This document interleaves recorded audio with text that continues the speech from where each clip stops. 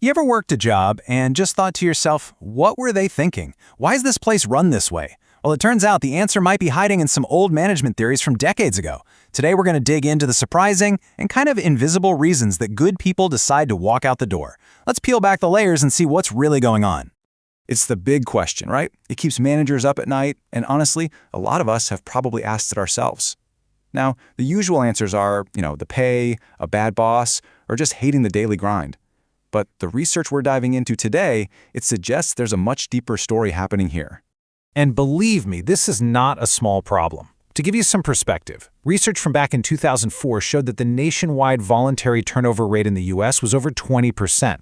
Now that number goes up and down, but it points to this huge ongoing issue. About 1 in 5 employees just decides, I'm out. That kind of churn has a massive impact. So what's really driving it?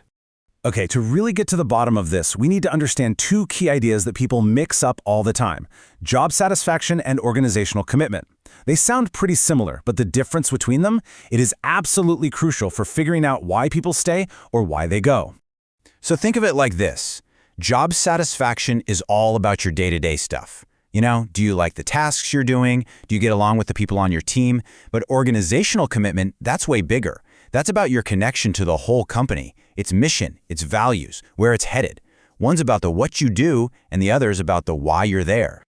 And this is where things get really, really interesting.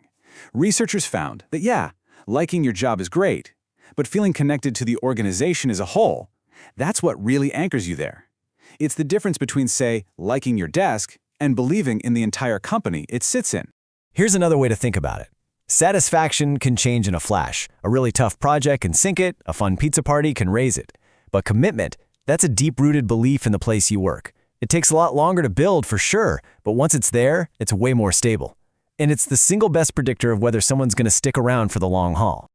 Okay, so if we know commitment is the secret sauce, why are so many companies so bad at building it? Well, what if the problem isn't actually the managers, but the very theories they're being taught? Let's take a look at how these big ideas that shape our workplaces can actually sometimes set them up to fail. To get what's happening today, you gotta see where we came from. Management thinking has gone through these huge shifts. We started way back treating people like cogs in a machine, all about efficiency. Then, we slowly got smarter. We realized human relationships matter, that everything's connected. Each step was an improvement, but over the last few decades, one very specific idea has really taken over. And there it is. The dominant theory in so many modern companies is that the one and only goal is to make as much money as possible for shareholders. Now, when that's your main focus, your employees can suddenly stop looking like your greatest asset and start looking like your biggest cost. And that philosophy, it changes everything. This quote from the management scholar Sumantra Gahal just hits the nail on the head. He argued that these shareholder-first theories aren't just stuck in textbooks. They actively poison the well. They lead to management practices that push employees away and just obliterate any chance of building organizational commitment. To put it simply, bad ideas create bad workplaces. All right, enough with the abstract theory. Let's look at a perfect, real-world example of this in action: the modern bank teller. This job just perfectly shows that destructive gap between what a company says and what it actually does. You can ask any top bank executive, and they'll say, oh, the teller is the face of the bank. It's our most critical role. But then, look at the reality. The job is usually filled by inexperienced people, gets the lowest pay in the building, and has one of the highest turnover rates in the whole industry. The words and the actions just don't line up at all. And here you can literally see the disconnect. The company's PowerPoint might say most important, but the org chart tells the real story, sticking the tellers right at the very bottom.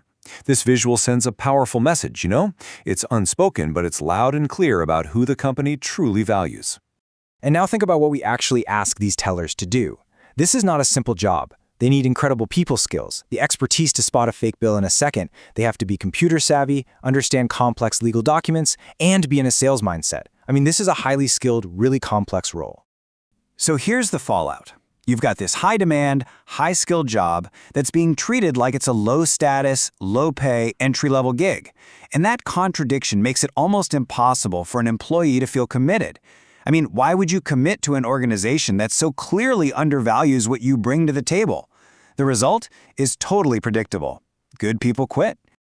But here's the thing. It doesn't have to be this way.